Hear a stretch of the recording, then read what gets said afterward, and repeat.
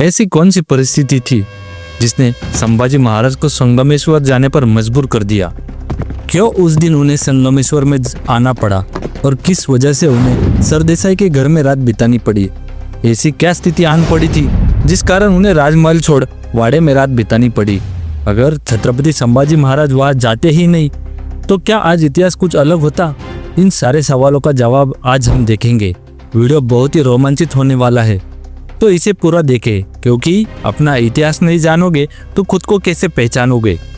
फरवरी 1689 खत्म होते होते कवि कलश और शिर्के परिवार में वतन यानी जहांगीरी के चलते युद्ध हुआ, लेकिन कवि कलश को हार का सामना करना पड़ता है। मिली हुई हार के कारण हताश कवि कलश संभाजी महाराज को मिलकर कैसे उन्हें शिर्के परिवार के सामने हार मिली इसके बारे में बताया। वतन को लेकर हुई इस लड़ाई में कवि कलश को मिली इस हार से संभाजी महाराज और भी गुस्सा हो जाते हैं। इसलिए इन शिर्के परिवार को सबक सिखाने के लिए खुद छत्रपति संभाजी महाराज श्रृंगारपुर पर हमला कर शिर्के परिवार को सबक सिखाते हैं। इस जीत के बाद वे पनाला किले पर रुके और वहीं से हिंदवी स्वराज का संचालन करने लगे।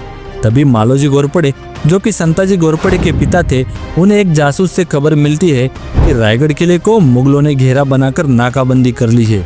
ये खबर सुनते ही मालोजी बाबा के पैरों तले जमीन खिसकती है।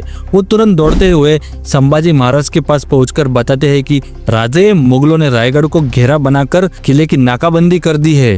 रायगढ़ हिंदवी स्वराज की राजधानी, मराठा शक्ति का केंद्र, और अब वह मुगलों की गिरफ्त में था। यह सुनते ही छत्रपति संभाजी महाराज का खून खोल उठा। उनकी आंखों में सिर्फ आग थी। बिना किसी बात की देरी करे छत्रपति संभाजी महाराज अपने कुछ चुनिंदा और सबसे खतरनाक मावलों के साथ निकल पड़ते हैं रायगढ़ को बचाने के लिए। उनके दिमाग में सिर्फ इन मुगलों को काटकर उन्हें अल्लाह के पास पहुंचाना यही था, जैसे मुगलों ने घेरा बनाकर खुद ही अपनी मौत को दावत दी हो। संभाजी महाराज पूरे जोश और मुगलों को मिटाने के जुनून से रायगढ़ के लिए निकल पड़ते हैं, लेकिन 250 किलोमीटर का अंतर घोड़े पर पार करना इतना भी आसान नहीं था। ऊपर से छत्रपति शिवाजी महाराज के मृत्यु के बाद हिंदवी स्वराज के गद्दारों की संख्या बढ़ी थी। जगह जगह पर कुछ लोग औरंगजेब से मिले थे। इसी कारण उन्होंने संगमेश्वर के रास्ते से जाने का निर्णय लिया। संगमेश्वर, दाभोल की खाड़ी, महाड़ और वहां से रायगढ़, ऐसा रास्ता उन्होंने चुना। दिन भर की थकान, ऊपर से रात का घना अंधेरा, इस कारण संभाजी महाराज ने रात संगमेश्वर में ही सरदेसाई के घर पर बिताने का निर्णय लिया।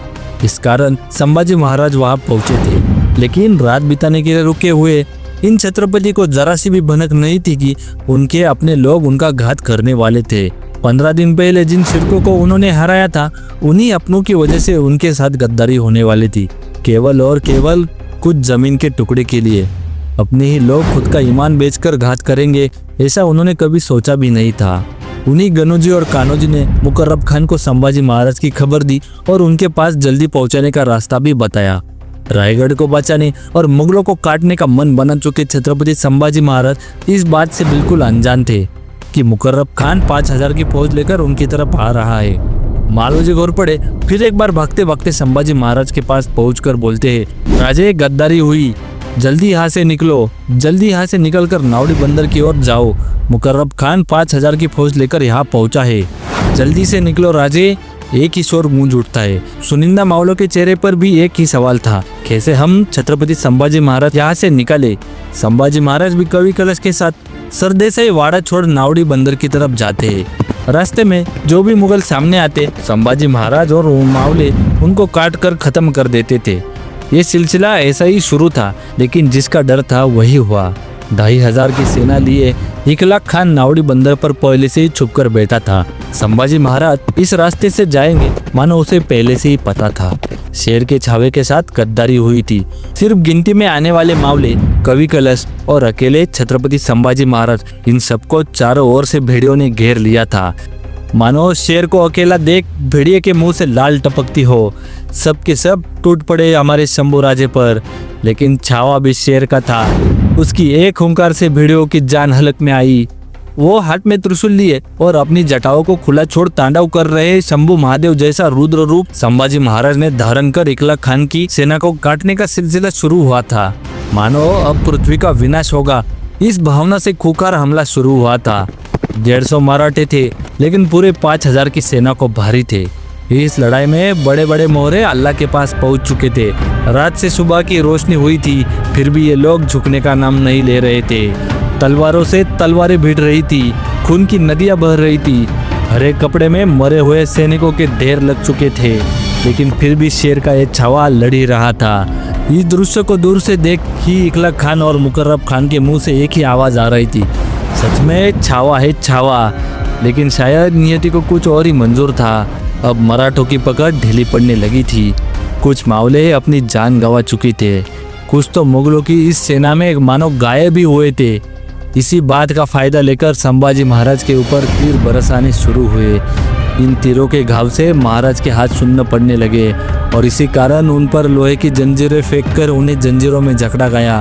अब कवि कलश और संभाजी महाराज मुगलों के जंजीरों से बंधे पड़े थे।